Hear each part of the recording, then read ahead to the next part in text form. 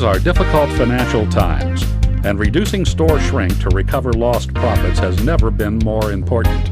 In fact, proactively reducing store shrink is likely to be your most direct route to real profit improvement, competitive advantage, and survival. This information-packed video series by Larry Miller is entitled The Total Store Manager. Larry is the recognized loss prevention authority, and in this series, he will reveal to you a wealth of valuable tips and techniques that you can start using now to reduce and even eliminate the shrink losses that are robbing your bottom line. Don't miss any of the 14 segments that will be presented right here. Then plan to bring Larry in for a live, upbeat, and highly productive store manager training workshop at your company. Number 1. In this brief introduction, Larry will reveal what causes over 50% of the shrink that's robbing your profits. Most of you will be truly surprised by the facts disclosed here. Check it out. The National Supermarket Shrink Survey says that 2.76% of your retail sales go down the drain to shrink every single day, every single week, every single month, every single year. That shrink is divided up in 32% being cashier caused, 24% being general employee caused, only 21% being shoplifter caused, and the rest of it being divided up by receiving and accounting and pricing and other operating errors. It doesn't really matter whether we argue those numbers in any different direction. This is a 5-year trend chart, and the 5 years has not altered more than 10% across the 5 years. So it can be 5 or 10% up or down. I don't really care. It's not the debate. You know the biggest debate? 50% of your shrink is caused by people in your stores. People on your payroll. People that need to be better trained, to better execute, to better think, and better understand that shrink is the difference between the retail value of product received and the amount received for that product at the time of its sale. And every single employee in the organization has to have the mandate to protect that profit. So managers, I want you to make your first note of the day, I need to start talking shrink.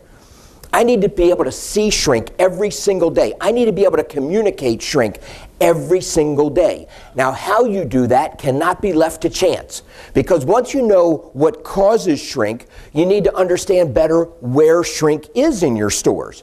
Shrink typically is thought of most aggressively in the grocery department because it's the biggest department by percentage of sales, and it used to drive the most shrink. But about 6 years ago, 7 years ago now, the trend started to change. Perishables started to dominate stores. Perishable sales started to overtake grocery as a combined departmental mix and cutout or percentage of sales or sales contribution. Perishables started to take over. So as sales grew in the perishable departments, so did shrink, because we didn't have systems in place to collaborate effectively and reduce that shrink as we grew the sales. Because the old adage is pile it high and watch it fly. Sales cover a multitude of sins. Right? I've heard it all before. So, and many of you have said it all before. What we're going to talk about today is how to drive that shrink down, make more profit in those key departments that drive the fresh and friendly concept.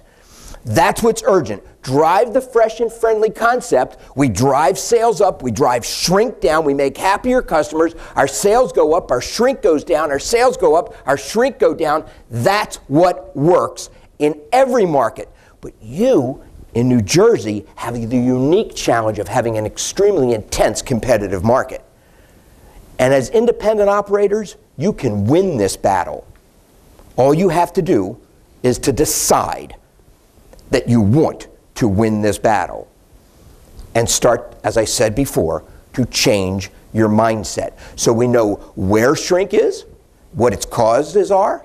We know exactly what departments it's manifesting in and how. Now we have to start measuring it and understanding it at a different level from an execution standpoint. So if we're going to be customer-centric, if we're going to drive sales, if we're going to drive profit, we first have to focus on perishables. It's the first place we have to focus in 2009. Then store managers, it's time to step up to the plate in a whole new way. And remember I said that does not mean work more. It really means work less, but work much smarter. right? So that's very urgent. Then we have to know and demand the best practices, and we're going to talk about the best practices. They are written. They've been written for a number of years. The books are available on Supermarket Best Practices from a number of different sources. So make sure that in your stores you know what the best practices are before and after this session.